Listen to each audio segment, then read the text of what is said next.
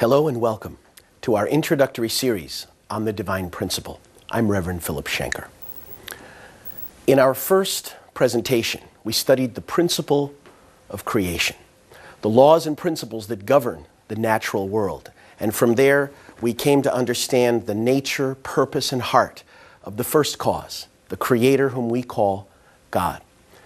We came to understand the purpose of human life and the value of human beings on the earth, the relationship between our spiritual and physical selves, and the integral role that human responsibility plays in the accomplishment of God's will for human beings. Next, we studied the human fall and came to realize that our first ancestors' disobedience to God's commandment and failure to fulfill the purpose of creation was much more than simple individual disobedience. The fall undermined the foundation for God's ideal for the family. False love was established, centered on a false master. And from this original sin, the tradition of self-centeredness and false love was passed down to all subsequent generations, and an evil history came about. Then we studied the principle of restoration, how an almighty and loving God has worked to save and restore his children back to the place where we could accomplish the original purpose of creation. And the promise of a Messiah who comes as the Son of God, truly divine, and yet also Son of Man, representing what is truly human, an original Adam regenerated from a dead lineage. We considered the principles of restoration, how God will call a central figure to accomplish a responsibility, and if that central figure falls short, the will remains, and God will call another central figure in a later age to accomplish the same responsibility. Hence, we could see that while God's will is predestined absolutely to be accomplished, I have spoken and I will bring it to pass, its accomplishment is conditional based upon human beings fulfilling our portion of responsibility. From these perspectives, in our next presentations, we reevaluated some of the aspects of our traditional faith. We gained new insight into the purpose of the Messiah, the mission of Jesus, the meaning of the last days, the resurrection of the dead. We looked once again at the meaning of rebirth and the mystery of the Trinity, and hence answered many questions that have puzzled believers in past centuries. Then we began to look at the central figures in the history of the providence of restoration. We looked at the missions of Adam, Noah, Abraham, Isaac, and Jacob, Moses, and Jesus, and from the biblical record extracted principles and patterns by which God has governed the process of restoration.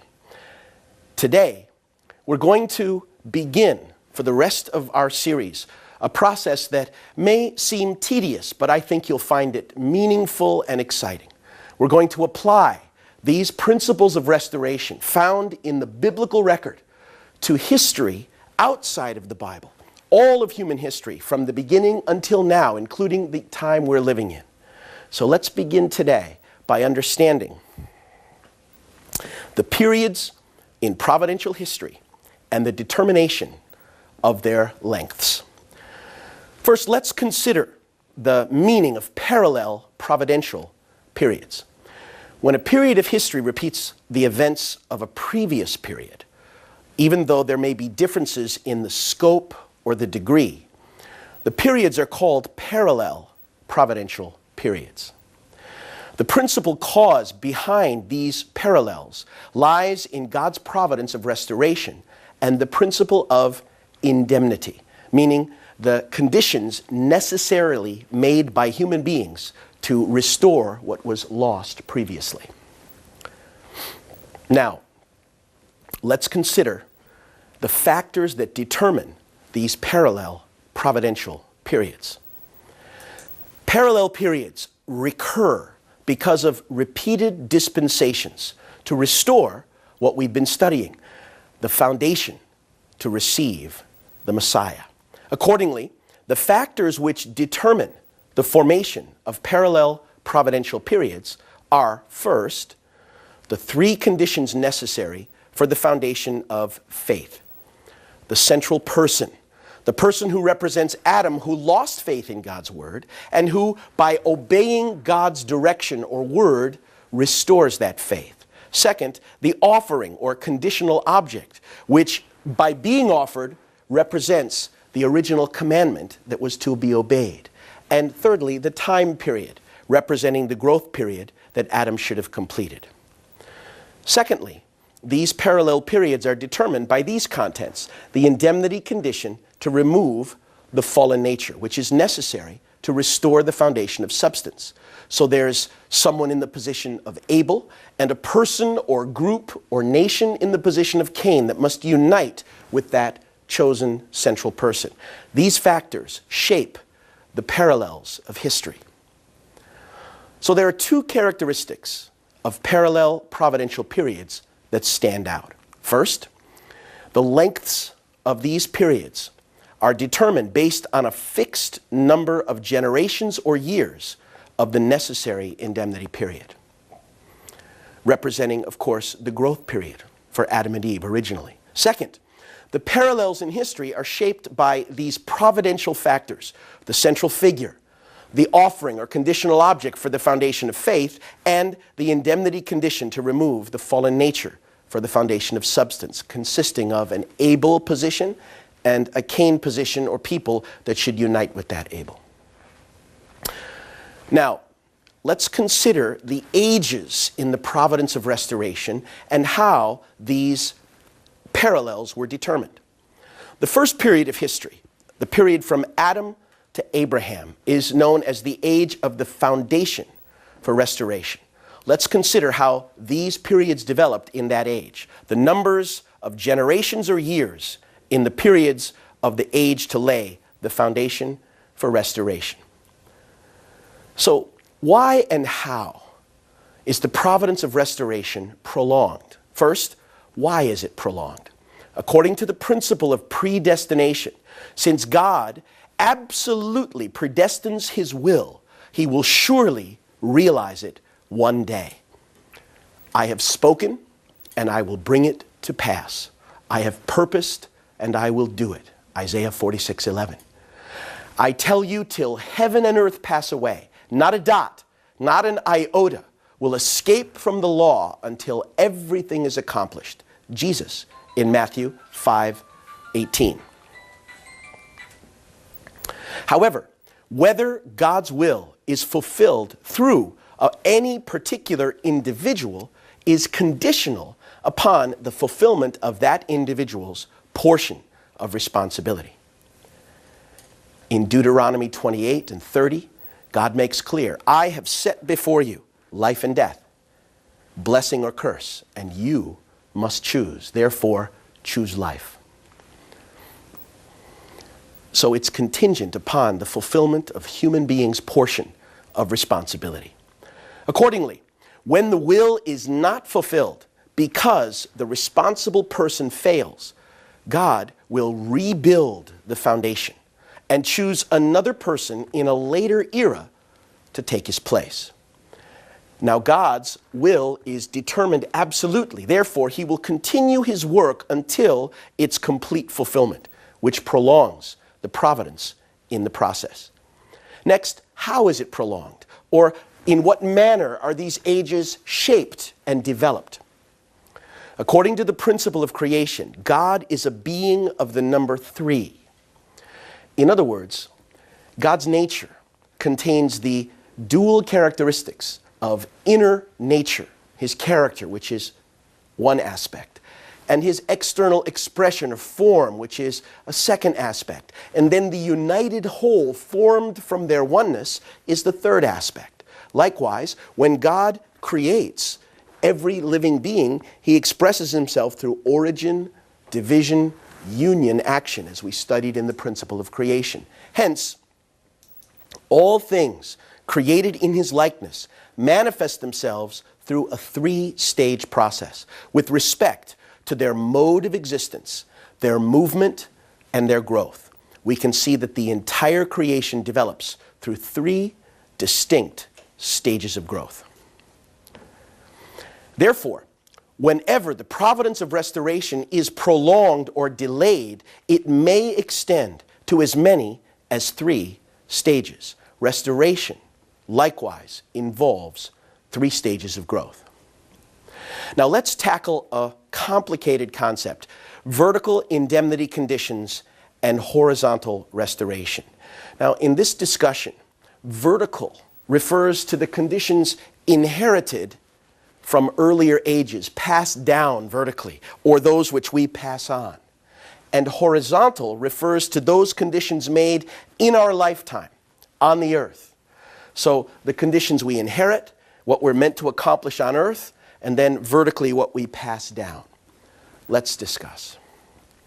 A central figure who is responsible for the providence of restoration must fulfill in a short time, in his own lifetime, all the indemnity conditions which his predecessors tried to fulfill. For example, when Cain and Abel could not unite, that unfulfilled condition became the responsibility of the second providential family, Noah's family.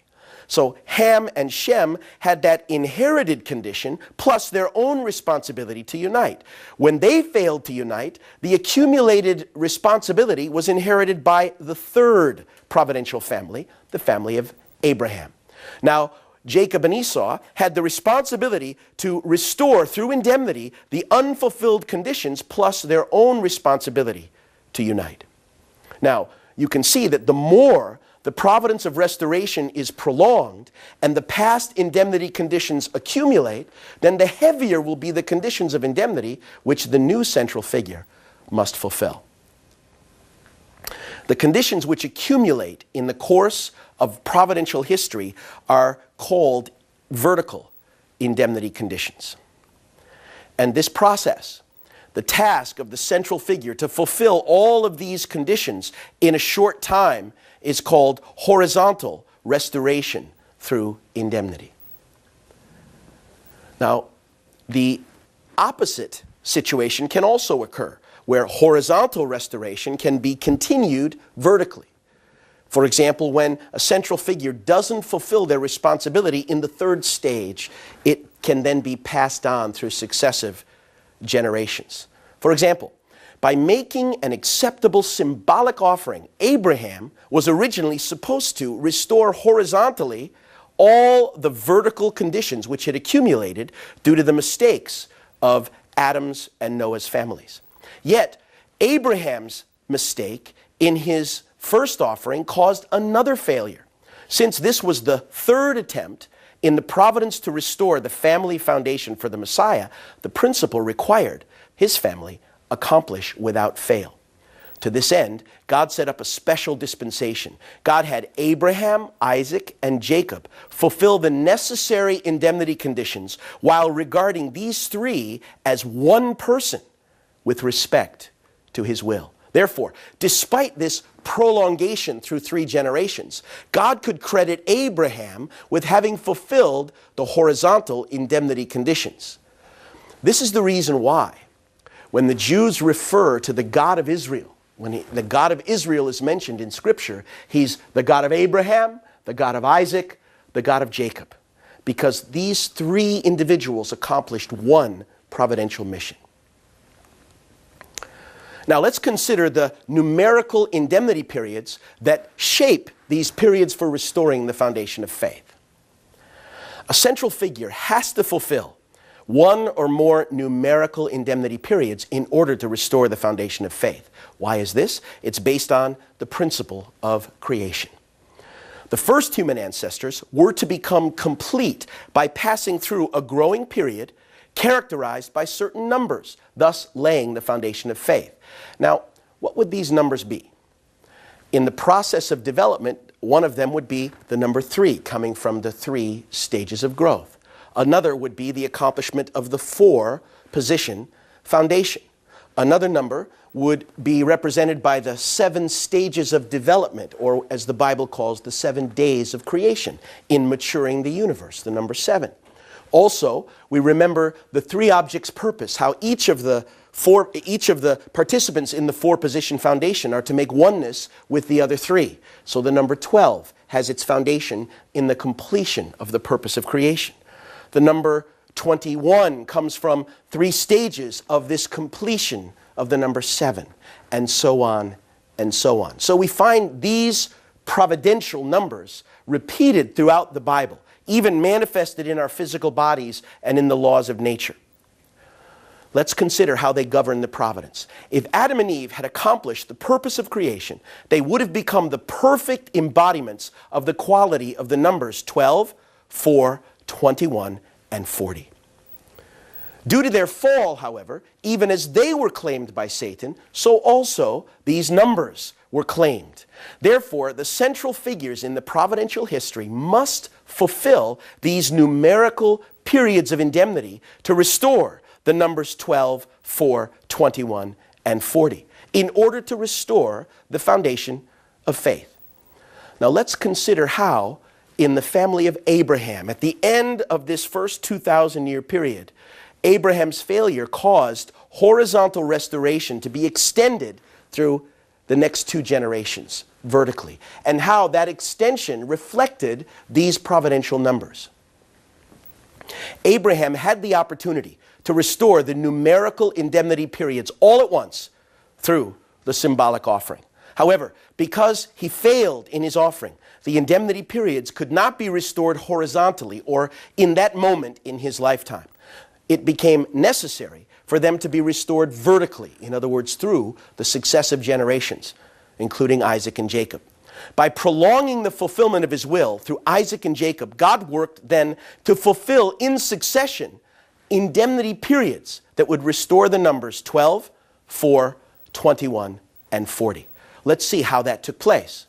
First, the 120 years of the 3 generations of Abraham, Isaac, and Jacob. Now this is measured biblically from the time that Abraham first left Haran on his journey to Canaan, began his mission and his course, until the time when Jacob purchased the birthright from Esau. These 120 years represented these 3 generations. Then followed a 40-year period when Jacob and Esau struggled, from the time that Jacob purchased the birthright until he won the blessing from his aging father. This 40 years, the brothers were divided and struggling over the birthright and blessing. Because of that disunity, Jacob had to flee in Haran. This was a 21-year period in Haran. When Jacob returned, united with his brother, and made the foundation and became Israel, there then followed a 40-year period from the time of this united family until Jacob's family moved into Egypt and united, centered on Joseph, who had become the prime minister in Egypt. Thus they were now in the position in Egypt to begin the 400 years of slavery that began the next providential period. A careful examination of the scripture will show the lengths of these ages as recorded there. So now, this extension, this prolongation in Abraham's family took place at the end of this initial 2,000-year period. And this age from Adam to Jacob is called the age of the providence to lay the foundation for restoration. And upon that foundation, later ages were shaped. So this age to lay the foundation for restoration became the basis for the providence of history, and we'll see that later ages came to reflect it. Now let's consider the second age in the providence of restoration.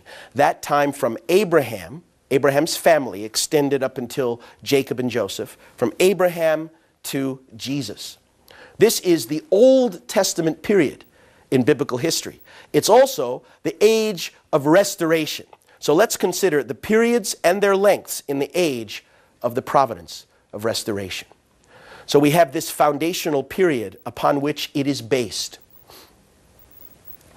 Based on that age of the providence for the foundation for restoration, God raised the age of the providence of restoration, because it was to restore through indemnity the earlier age. Let's consider then the relationship between these 2 ages. The first 400-year period of the Old Testament era, or the age of restoration, was a period of slavery in Egypt. And as you remember, it was necessary due to the failure of Abraham in his first offering. Abraham stood upon the foundation of a 400-year period of preparation. His mistake in his symbolic offering defiled this foundation. To recover this foundation of 400 years, God had the Israelites undergo slavery in Egypt. Now, this period of slavery in Egypt was parallel to the period from Adam to Noah, restoring that earlier period through parallel indemnity conditions. Now, the second period of Jewish history, the Old Testament history, the era of restoration, the second 2,000 years, was a 400-year period of the Judges. This period was from the time that the Israelites entered into Canaan. The 12 tribes divided the land and lived under the rulership of judges until the establishment of a kingdom in Israel through the enthronement of King Saul. Now you'll see that this period of Judges was parallel to the 400 years from Noah to Abraham, restoring that earlier period through parallel indemnity conditions. Now you'll notice that just as the flood separated Noah's family from their past history of suffering and slavery and evil and allowed them to make a new beginning in a new world, so also the Red Sea, Exodus, separated the Israelites from their past slavery and suffering and allowed them to make a new beginning in the land of Canaan. The third period in the history of the Jewish nation, this history of restoration, the Old Testament history, was a 120-year period of the United Kingdom. It began from King Saul. During the 40 years of his reign, Saul was to lay the foundation of faith.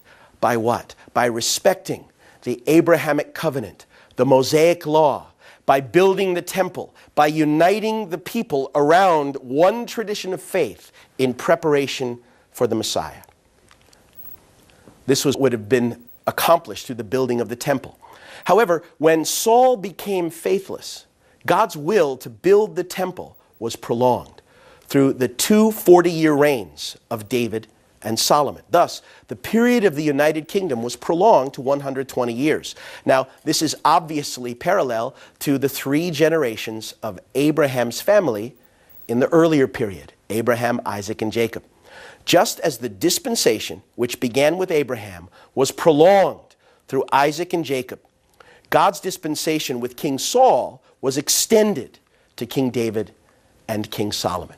The next period in the Old Testament or restorational era was a period of 400 years of divided kingdoms. This period where the Israelite kingdom was divided into 2 reflects the 40-year period in Abraham's family's course where the brothers were divided in 2.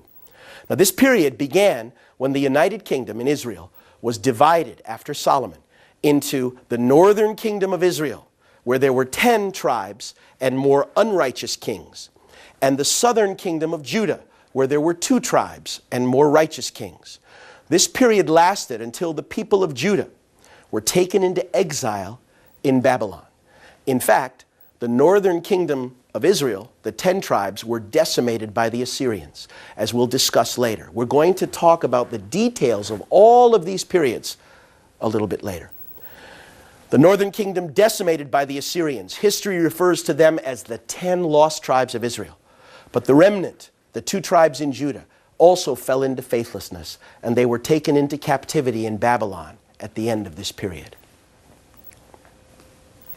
This period is parallel to the 40 years from when Jacob purchased the birthright from Esau until he received the blessing of Isaac and God before leaving for Haran. The 40 years of divided brothers, 400 years of divided kingdoms. The next period of Old Testament history, this foundational period of restoration, was the 210-year period of Israel's exile and return. The people of Judah sinned against God. As a result, they were taken into exile in Babylon for 70 years. The Persians then defeated the Babylonians, and King Cyrus liberated the Jews, and they began a gradual return to Jerusalem. Once they returned, under Ezra and Nehemiah, they rebuilt their temples and walls. Malachi prophesied the coming of Elijah and to be followed by the Messiah, and they began preparations to receive their promised king. Now, this period was parallel to the 21-year period when Jacob left Canaan until his return, restoring that earlier period through parallel indemnity conditions. Now, it's interesting to note that Jacob's exile was also initially 7 years, like the 70 years of the Jewish exile in Babylon. 7 years in Haran, he was promised by his uncle Laban to be given his daughter Rachel in marriage. But Laban tricked Jacob, gave him his older daughter. So Jacob had to labor another 7 years for the hand of Rachel and another 7 years for wealth and prosperity. A 7-year course that became 21 years, like the later 210-year exile of the Jews.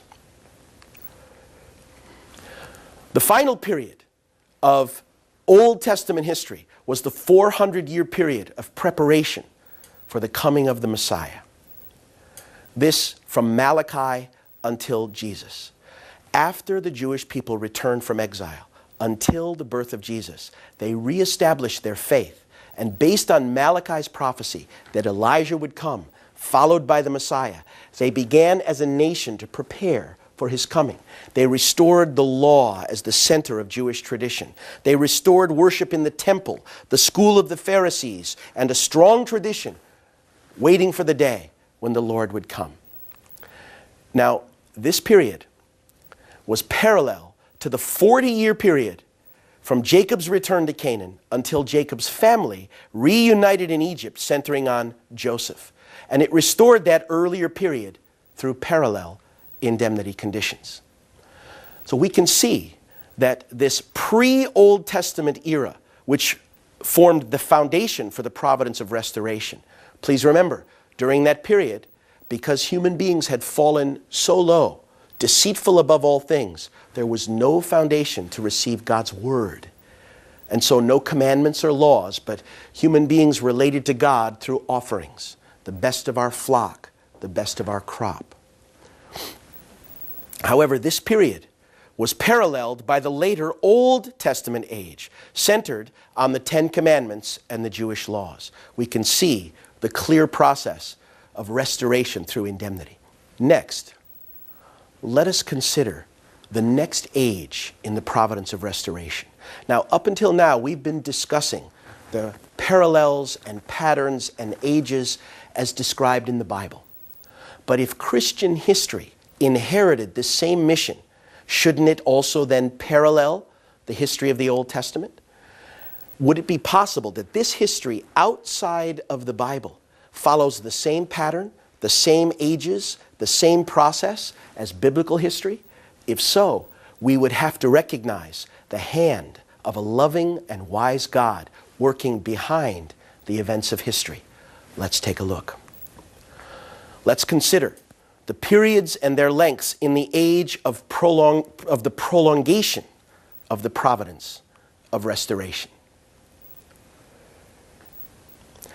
We remember that this pre-Old Testament age made the foundation. The Old Testament age, the age of restoration, paralleled it. Now, as a result of the crucifixion, another age was necessary. Jesus came, we now understand, as the Messiah to be received by the prepared people of Israel, to establish a kingdom with justice and with righteousness, to sit on the throne of David, to rule over his kingdom, and that the people of all nations would come and learn God's way, that the kingdom of God would be established at that time.